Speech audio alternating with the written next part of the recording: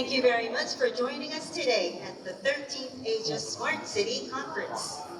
We'll now be holding the youth session, which will be a panel discussion on the topic of resilience in informal settlements. Let me introduce the moderators. Mr. Masahiko Nakanishi, Professor of Graduate School of Urban Social and Cultural Studies, leader of Urban Planning Unit, Global Corporation Institute for Sustainable Cities, Yokohama City University. Ms. Marina Kitahara, Project Assistant Professor, Global Corporation Institute for Sustainable Cities. Please begin.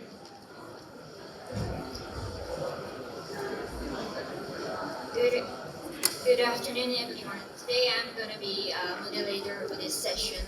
First of all, I'd like to invite Professor Nakanishi to give a brief greeting.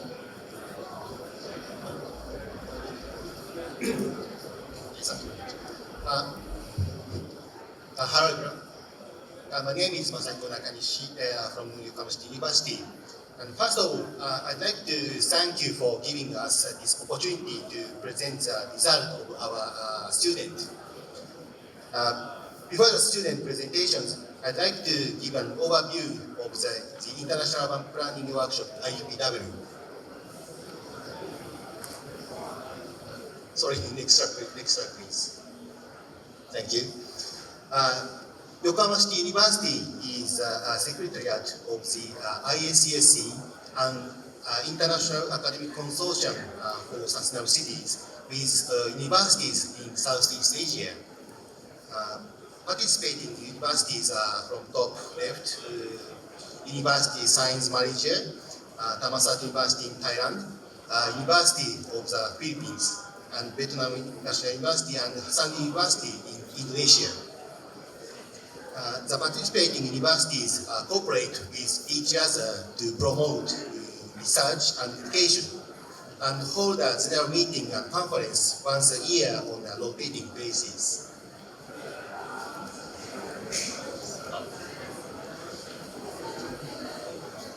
Sorry, back please. Thank you. As part of the IACSC activities, the IPW, which is the subject of this presentation, is one of the educational programs for student exchange. And within Yokohama City University, the organization responsible for collaboration with the IACSC is the Global Cooperation Institute for Sustainable Cities, GCI. And IPW is a program of the Urban Planning Unit of GCI. And students who specialize in urban planning, architecture, and landscape design participate in this program and form groups to develop proposals based on on-site surveys. This year, 19 students from 3 countries participated in IPW and worked on the 7 days program. So next, please. Thank you. IPW has been held 13 times in the past. As you can see from this chart, we have traveled to the host country of the IACSC conference to conduct workshops. In that years, we only had a combination of host university and YCU. But since 1916, other member universities have joined us, making this a large workshop with dozens of participants each time. And this year, the University of the Philippines, UP Diliman, was the host university for the workshop. Next slide, please. Thank you. The outline of this year's workshop is shown in this slide. First, the University of the UP decided the main theme of the IACSC will be sustainable and resilient future cities through research and innovation. In response to this, IPW took up transitioning from informal settlement to resilient, healthy, sustainable, and safe communities as a separate theme, focusing in particular on the issue of human settlement, and discussed and developed proposals and proposal development. Next, please. Thank you. The overall schedule is shown on this slide. As you can see, the students worked very hard during the very short period of the workshop and were able to come up with 4 groups of proposals. Next, please. Thank you. Here are a few pictures to show you. First, here is a lecture. A faculty member from UP give a lecture on the urban planning and urban issues in the Philippines. Next, please. The target site for the proposal is an informal residential area in the suburbs of Manila. The students were able to inspect the living environment, which is not seen in Japan, and hear about the tremendous effort of the government and local residents to improve it. The site of the proposal is an informal residential area, is a suburb of Oslo. So next slide, please. The students then spent 3 days working in groups. Despite the differences in language and culture, the student actively communicated with each other and worked very hard to develop their proposals. Next slide, please. Then international presentations were made by all groups and reviewed by the faculty. Then, on the day of the IACSC conference, all groups made presentations to the IAC participants. The student results were very well received. Next, please. This is the final slide. The proposals were not only achievement.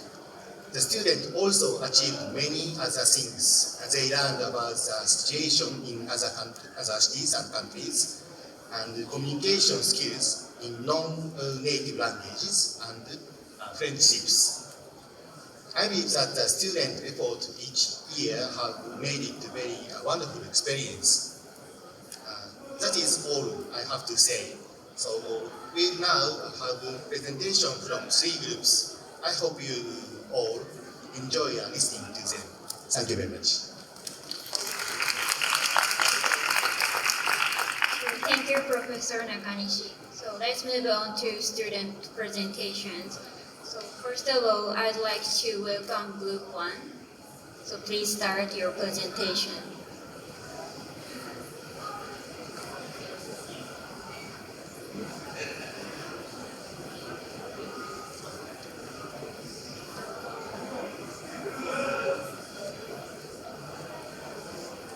Good afternoon, everyone. We visit informal settlement called Kanamai East in the Philippines this summer and thought about future urban planning for the area. And our group focused on incremental housing in that area. And for this presentation, we will have overview, problems, vision and mission, case studies in Japan, objectives and strategies, and action steps. So let us have a brief overview of Kanamai East. The area is located at the bottom of a slope and is vulnerable to flooding. And also houses built without planning are vulnerable, and there are many narrow streets. So in Kanamai East, residents are caught in a vicious cycle where their homes are repeatedly affected by public works, like public works projects like road expansion, so forcing them into constant repairs. So over time, the cumulative cost of these endless fixes far exceeds the price of building a new home in a more stable area. Kanmai East, incremental housing has long been the standard method of construction, where residents build their homes gradually over time. This is due to the limited financial capacity of the residents. Most of them do not have stable jobs. However, it will be critical points that often obstacles the structural integrity and stability of the homes.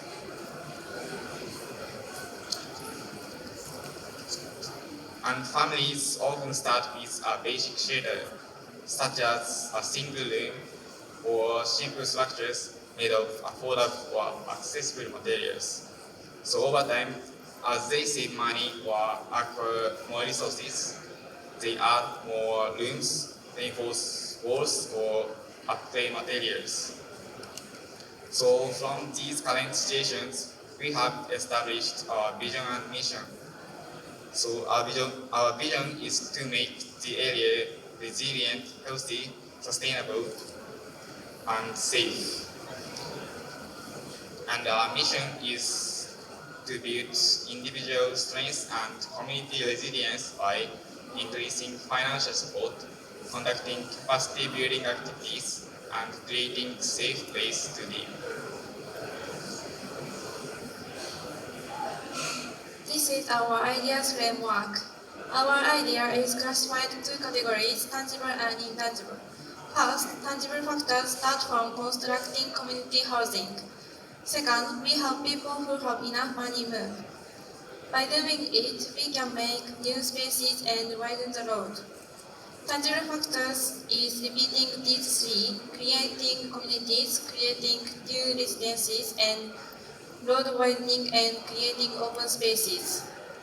Next, intangible factors. They are aspects of management. I'll explain these factors in detail later. Then, I want you to have these ideas image.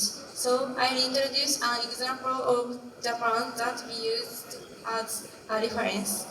This is Kyojima area, Sumidaku in Tokyo. Kyojima was rapidly developed after the Great Kanto earthquake. After that, Kyojima became a town that we can feel old culture and society. But it made problems about disaster. Then, people living in this area discussed about it to live there for a long time. First, they made plans to widen and improve the community road. This red line is. Second, they integrate several sites and made communities for each block. Finally, they rebuilt housings. These pictures are before and after of the housings on each blocks. As you can see, the roads were widened and the housings are rebuilt. So, we suggest this circle, creating communities, creating new residences, and road widening and creating open spaces. Then, I will explain about objectives and strategies of our idea. First, builders in Kunmai East have increased knowledge and skills in building houses that meet standard and address risk. To achieve it, the government supplied capacity building program for builders. Second, homeowners in Kunmai East have improved knowledge on building standards by lecture and informational poster. Third, homeowners there have access to financial support. We have to offer job opportunities to the builders for income generation. Fourth, homeowners have improved financial management skills for housing repairs. We have to conduct quarterly financial management lecture among homeowners. Fifth, we provide a safe and well-built residential place for the community of Kunmai East. To do it, we have to convert and renovate the multi-purpose community hall to residential place. This is a priority matrix. For the top priority, we thought of converting and renovating the multi-purpose community hall to residential place and providing safe training for builders. For the second priority, we put risk communication lecture, offering job opportunities, housing support, and financial management lecture. Then we thought that having a partnership with and offering jobs from NGO could be scheduled for later. Next, I will explain action steps needed for two of our objectives and strategies we mentioned earlier. For the objective 1, we need to develop a survey for community builders regarding the knowledge and skills, and then we need to find the organization which provides training program based on the survey. For the objective 3, we suggest several approaches. One of them is that we need to access the demand for construction services to align job opportunities with local needs in order to hire the builders from the local community.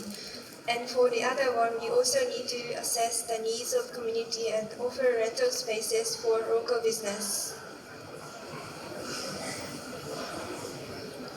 As we discussed our objectives, strategies, and action steps for issues with incremental housing, by setting goals from a long-term perspective as well as a short-term perspective, we believe that it will be possible to create a place where people can live safely and sustainably in the future. Thank you for listening.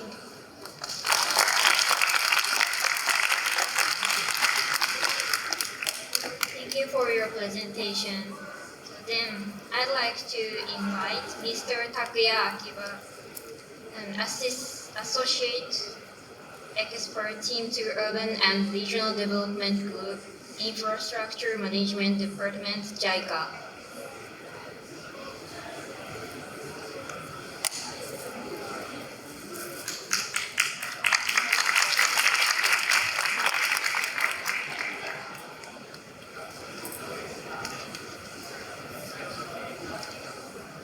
Thank you so much for making the presentation. I heard that you made a presentation in a short period of time, but it was very interesting for me because it was made because you made an action plan based on the actual visit to the Philippines. So it was very interesting for me. And I'd like to share some comments to the content of the presentation. I believe the theme of the presentation is the housing issue in informal settlements.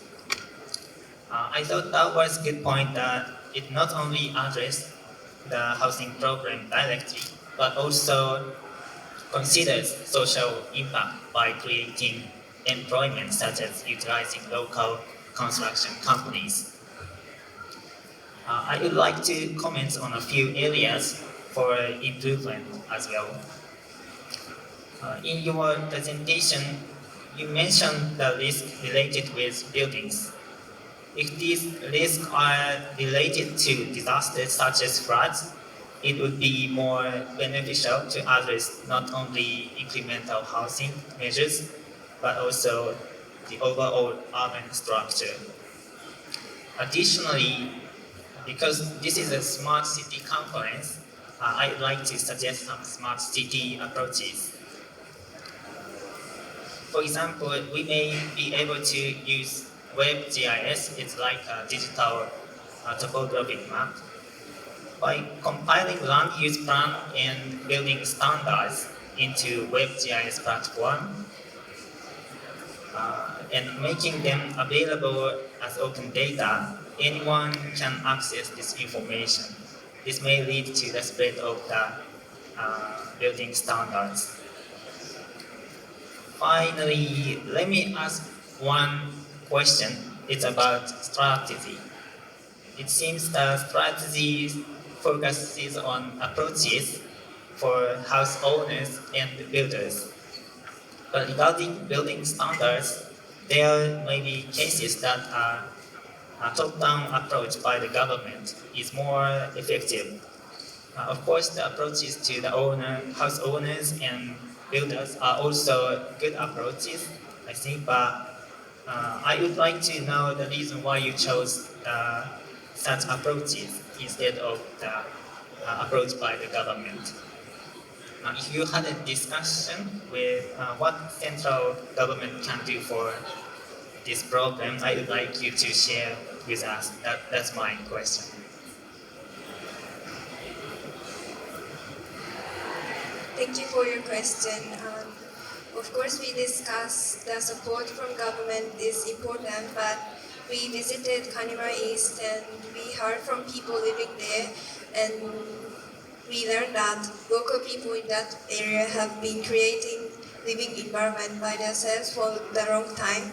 So we felt how strong the connection of people there and community is very strong. So we thought that it will be better to start from approaching to local people. Thank you so much for your explanation. It was very interesting for me because it's a unique approach. But now I understand why you chose this approach. Thank you so much. But let me share the successful example of approach by the government. It's JICA project in Nepal.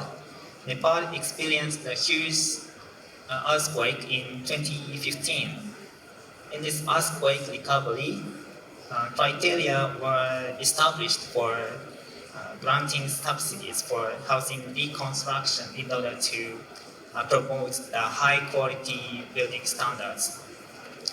In this process, JICA insisted that it's important to establish the minimum seismic standards without compromising building codes under the concept of build back better.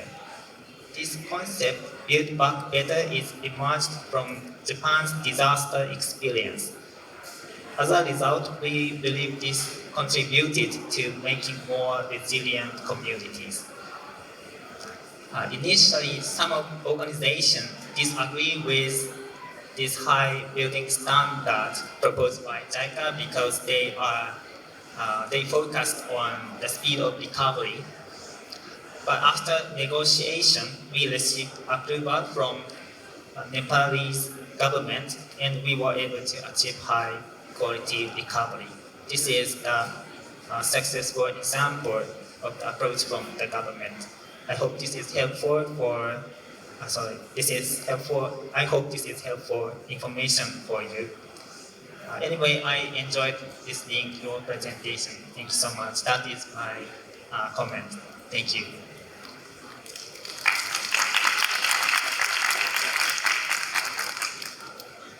Thank you very much, Mr. Akiba, for sharing your insightful comments and the questions.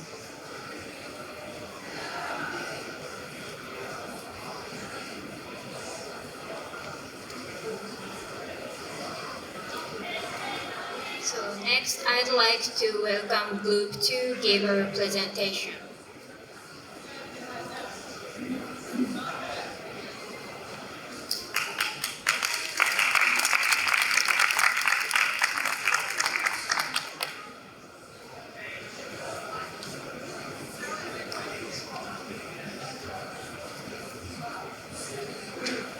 Hello everyone. We went to Philippines to consider the suggestion for informal settlement. Today we present the action plan that we created for the United Liby's fire resilience. This slide shows the outline of our report.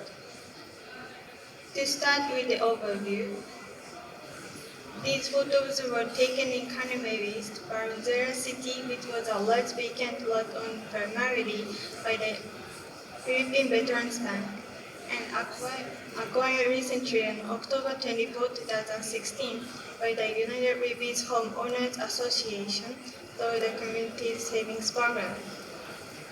The area has experienced 4 major fires that have caused substantial damage to numerous homes. Additionally, frequent minor fires have occurred, often attributed to tangle wires. Unfortunately, the community's leaders are unable to produce documents recording fire accidents. They only reported that the worst happened last 2012 in phase 2, whereas the most recent was in the factory last January 2024. The volunteers and fire extinguishers and the hydrants are also distributed as shown in the table.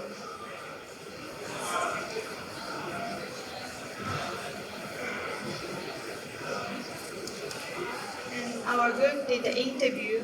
Ms. Claire, the current president of the Urfor Phase 1 section of the community.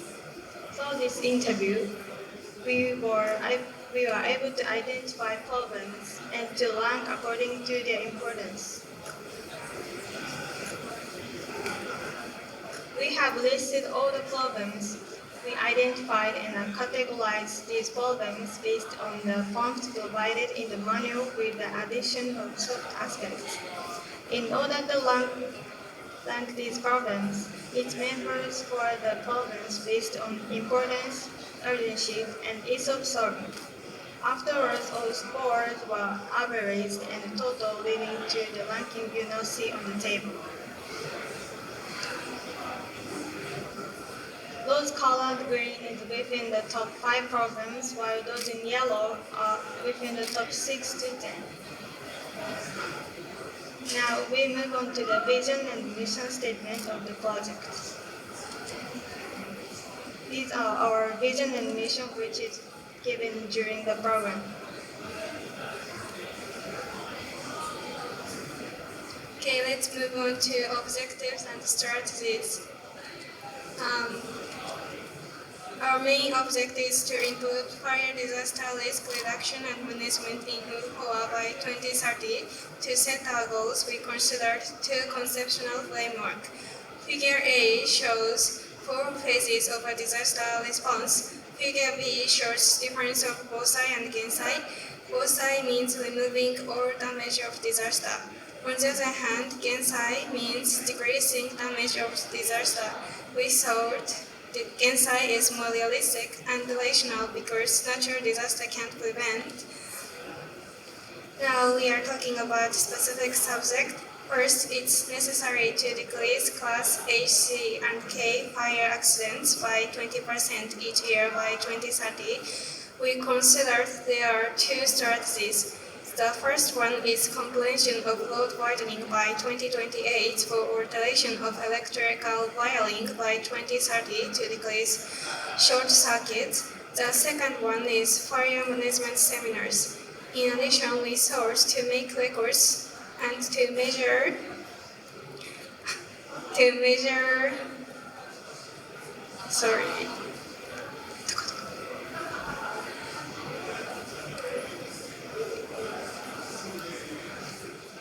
we sought to make records to measure improvements from implementation of the fire DLRM plan. Second goal is to acquire fire management resources that comply with Philippine fire management standards and equipment tailored to local realities. These are 3 ideas to accomplish. The first thing is to procuring 5 motorcycles to emergence in narrow roads by 2030. The second thing is to get 40 more fire extinguishers and distribute to each household by 2026. Then the last thing is to install 40 more fire hydrants 5 meters apart with connection ports that matches the fire truck house by 2028. Third is to improve evacuation protocol by 2028. For that, we conduct fire drills to measure effectiveness and efficiency of present protocols. After that, we make the chance of communication of improved evacuation plan after completion. Fourth is to establish a fire accident recording plan and implement it by June 2025. For that, we conduct a fire accident records planning and implements a plan by June 2025 to establish baseline data. Fifth is to conduct annual capacity building programs for Bantai-san volunteers through our partnership with BFP. For that, we conduct annual formal response trainings, including basic fire fighting offered by the BFP. This is fire motorcycle, which is making success in Japan. Even when disaster happens and roads are occupied by crops, buildings, or falling down trees, these motorcycles can get over them and quickly reach the location. It will open the narrow ways and levees. We classified our goals by importance and urgency. This slide shows the action steps we considered.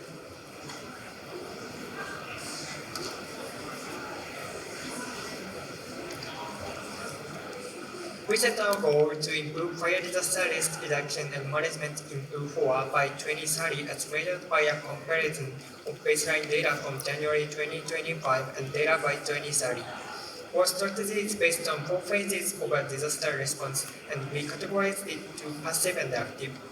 We set 5 objectives: to decrease class A, C, and K fire accidents by 20% each year until 2030, to acquire more fire management resources, to improve evacuating protocol by 2028, to establish a fire accident recording plan and implement it by June 2025, and to conduct annual capacity building programs for Pantai-Sunong volunteers through a partnership with PFP.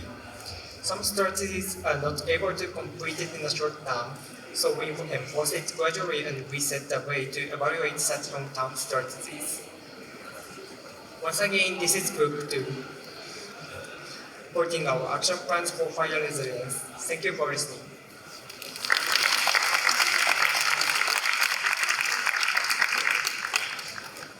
Thank you for your good presentation. Now I'd like to invite Mr. Akiba to give a comment and question to Group 2.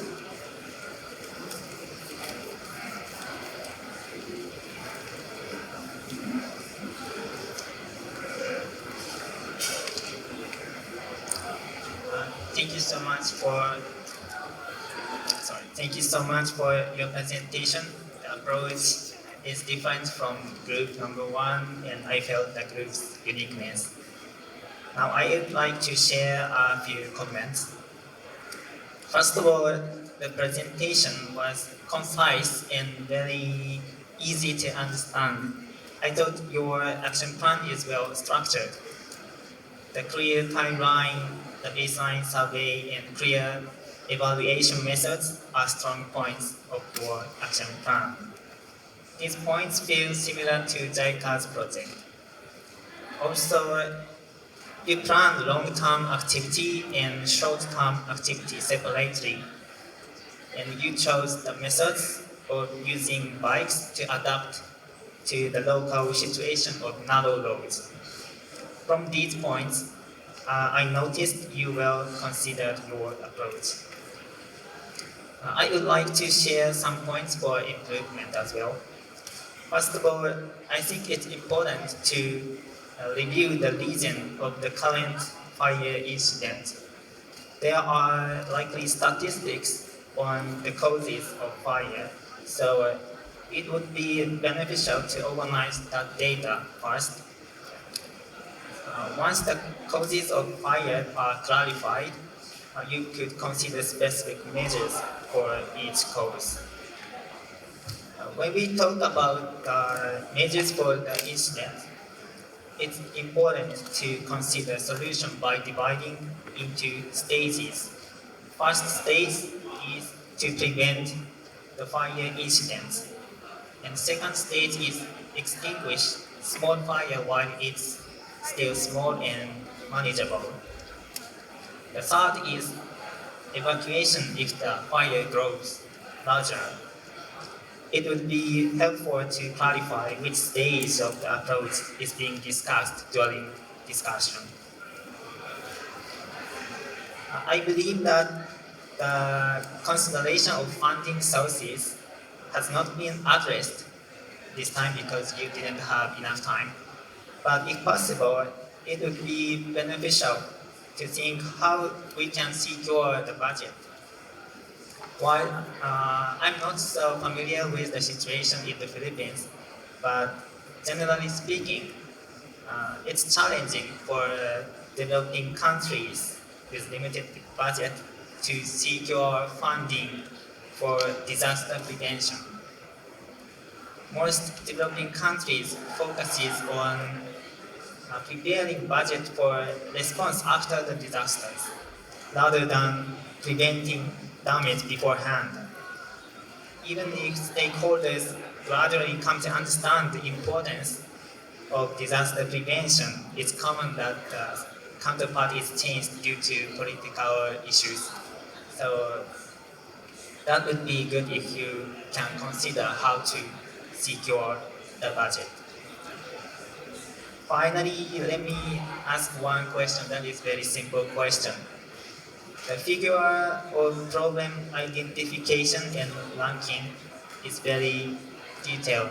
Now I show you the slide.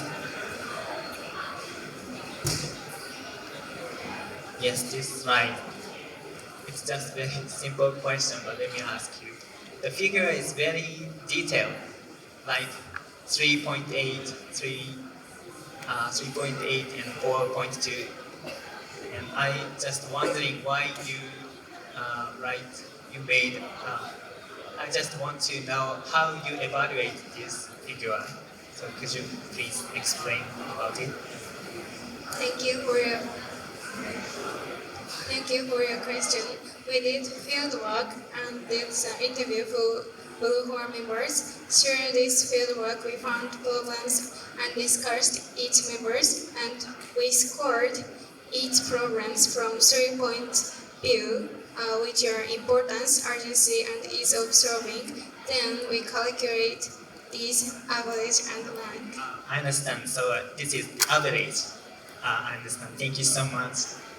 Now I understand the reason why the figure is so detailed. Thank you so much. That's all my comments. Thank you so much.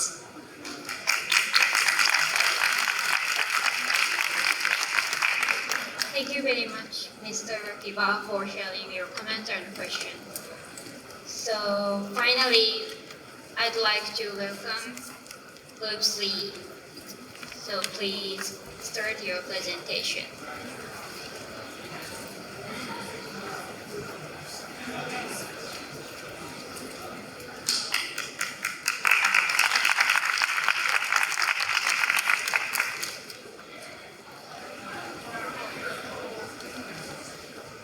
Good afternoon. Today we will be presenting analysis of the flood resilience strategies in Levis, Kanimai by University in Philippines. Due to time constraints, we will summarize our presentation. Thank you for your understanding. This is the flow of the presentation. Now let's have an overview. Levis continue to face challenges in their community. There are many typhoons in the country, so because of these calamities, Levis faced regular floods with a severe onslaught. The community's location at the bottom of a slope makes them particularly vulnerable to flooding, with runoff from factories upstream flowing onto their property. The factories downstream have blocked off possible drainage points, causing water to stagnate. Last August 20, we visited Levis. We have observed that Levis is catch basins for rainwaters due to the downward slope of the location, leaving the area with stagnant water and flash floods. Okay, now let's see the problems. We rank the issues we found in order of importance, urgency, and resource solving them. These are the problems in the information in Levis. Unavailability of information resources, lack of timely warning, and exclusion of information and skills. Power outages occur during typhoons, meaning information cannot be obtained from television. Insufficient warning standards, and only 2 city officials are trained in flood prevention measures are also problems. To solve them, it is necessary to introduce information methods that do not rely on electricity, expand early warnings, and implement training for all residents. There are also serious shortage of various resources. The government has provided almost no funding for flood prevention measures, and there is a serious shortage of funds in Levis. As a result, there are no evacuation boats, evacuation centers, or temporary shelters. Another problem is the lack of physical resources, specifically a proper drainage system.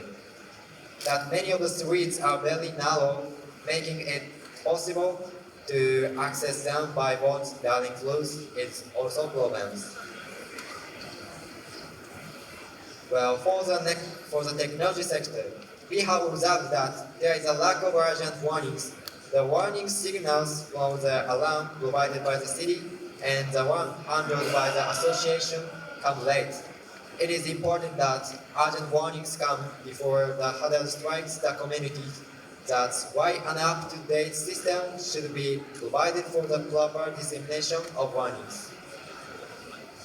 Lack of access and interest to hazard training are also issues. It is important to plan evacuation drills that the full community will want to participate in. I have omitted a few points, but these are the main issues we discovered. Next, about vision and mission. We envision Libis to be a resilient, healthy, sustainable, and safe community. Also, we will build community resilience by empowering individuals, strengthening community participation, institutional coordination, and conducting capacity building activities. Next is about objectives and strategies. These are our objectives and strategies for the problems we discovered, which we will explain later. Okay, let's look at the priority matrix. Our first priority was to ensure that communities were prepared to deal with the impact of flooding. So hazard maps and evacuation drills were given top priority, and followed by the expansion of existing evacuation drills and psychological support for survivors, including trauma management. Emergency kits and equipment will be provided as funding becomes available.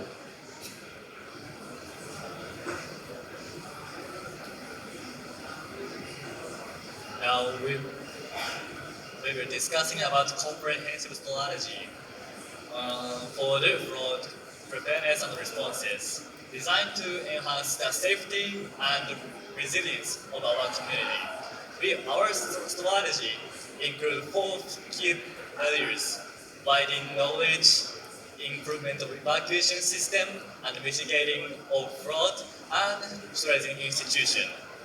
Let's begin with the first one, widening knowledge. Our first step is launching an information campaign. This is both quick and cost-effective, but highly impactful. And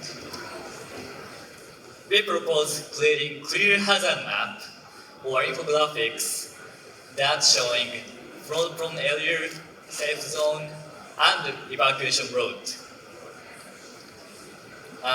These materials should be displayed. These materials should be displayed at high-traffic areas such as school, community center, and market, and shared at barangay meeting to ensure that everyone stays informed. Next, we will focus on skill training. Information is essential, but how to act is even more crucial. We recommend regular fraud drills, especially for vulnerable people, such as elderly and children. These drills will build our confidence and cultivate the culture of preparedness across the community. To improve evacuation system, we first need to improve the early warning system. Currently, flood alarms sound too late, given little time to act. We propose recalibrating the risk threshold so alarms go off earlier. Regular assessment and community feedback will help keep this system reliable. And additionally, we need to improve access to evacuation stores, like boat, life vest, and other essential gear. These items should be stored in easily accessible location near flood-prone areas. And coordinating with local organizations can help ensure that sufficient supplies are available during emergencies. And mitigating flood risk require a lot of funding. We suggest that barangay government allocate a portion of its budget for flood management, and seek external funding from NGOs and other government programs. This shift ensures a proactive rather than reactive approach. And we also recommend critical infrastructure improvement, like widening roads and strengthening bridges. We allow for faster evacuation and easier access for rescue team.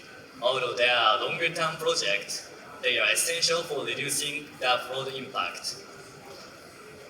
And improving the drain system is another key priority. Broken drain worsen flooding, so introducing a high-tech drainage system is vital to ensure that efficient water flow and prevent accumulation in low-lying area. Wow. To ensure long-term resilience, we need to strengthen institutions. This starts by revising outdated flood management regulations to ensure they are inclusive and effective. While this may take time, it is critical for building more resilient community. We also recommend recruiting volunteers to help maintain the cleanliness of our barangay. Clean drains are simple but effective measures in reducing flood risks.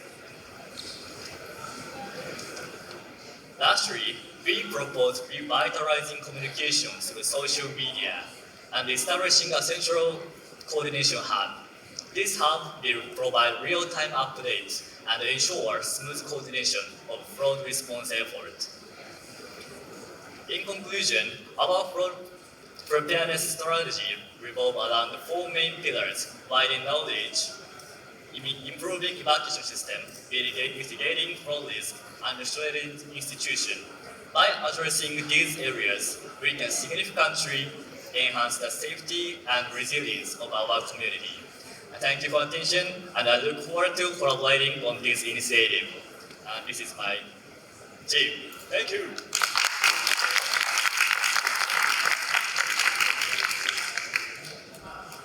Thank you for your wonderful presentation. Then I'd like to invite Mr. Takahiro Mizukami, Assistant Director, Team 2 Urban and Regional Development Group, Infrastructure Management Department, JICA, to give her comments.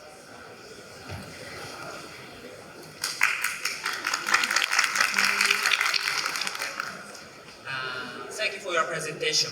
I am Takahiro Mizukami, Assistant Director of JICA Headquarters, in charge of urban planning and small cities and the regional development planning in the headquarters. And then I'm reactor to this presentation by Group 3. I think that your presentation were very good because they focused on flood prevention measures and were comprehensive and detailed.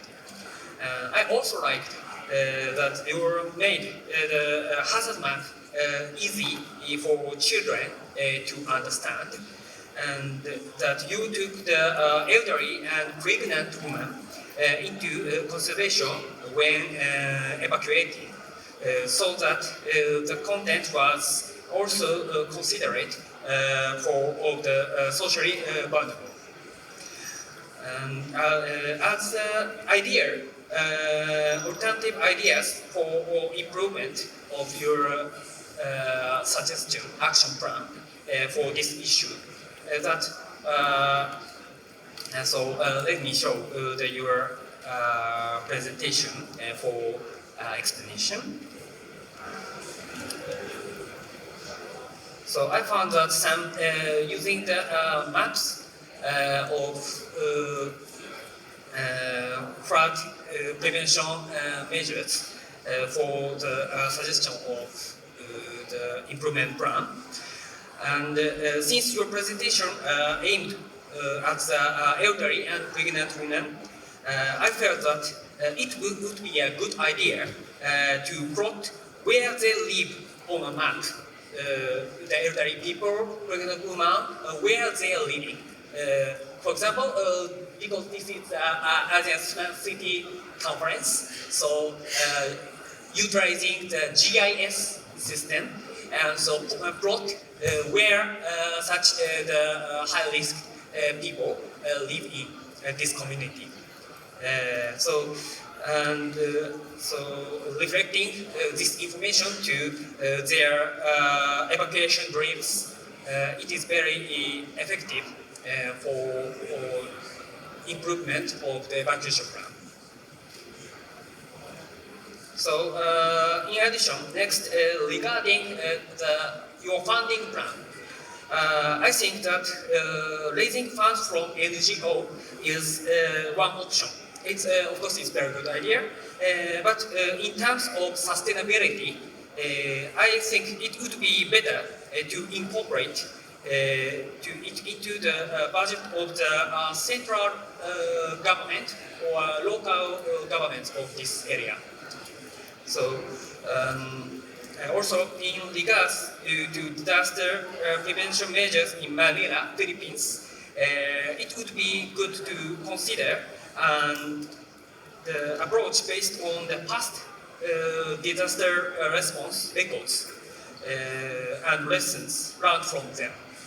For example, such as what kind of damage occurred and what measures were taken and what issues were identified at the time in response to heavy rains such as Typhoon Ondoi in 2009 and the heavy rains caused by a low pressure system at the end of August this year, 2024. So finally, let me ask one question about your presentation. So let me see your the analysis sheet. So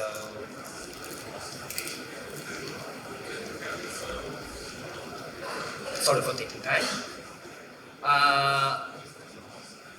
About your session of problem identification and ranking, I found that you make all importance as the highest rank, 5 or 5, 5, 5, and 5, like that. Yeah. So I think this is very unique, and so I feel your passion from your suggestion. Yeah. So I imagine that you feel so shocked when you visit the actual site of this community. So the passion is very important, but on the other hand, for when people consider the issues and plan the project for this issue, so it is difficult to judge the importance relatively, which may be difficult for those who are thinking about policy. Please tell me what kind of discussion were held at that time.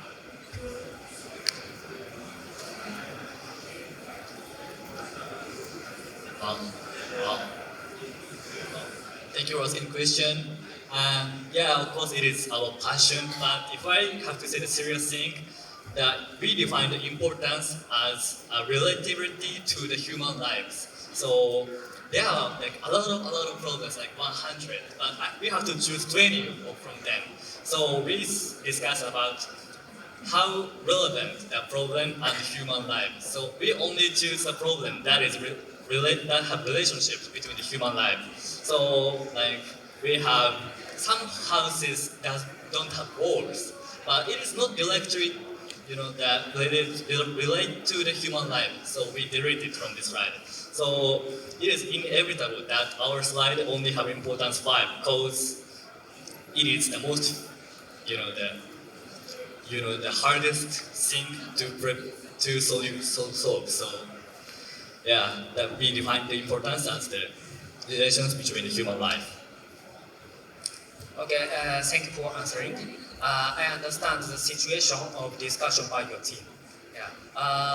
So as the final session of my speech, let me share one phrase to you.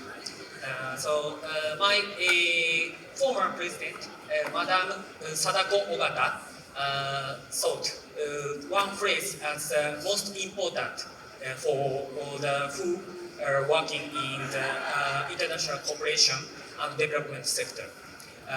The phrase is that cool head and warm heart. So, yeah, I feel your warmest heart from the analysis of importance, but the cool head is also important. So, our most important goals is to solve this issue effectively.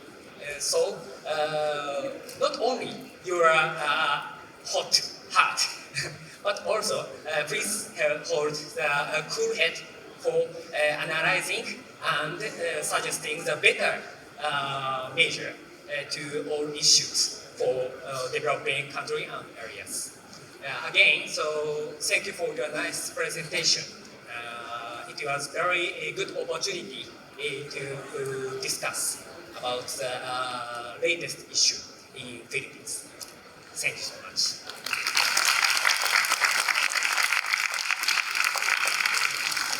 Thank you very much, Mr. Mizukami, for sharing your valuable comments and wonderful plays.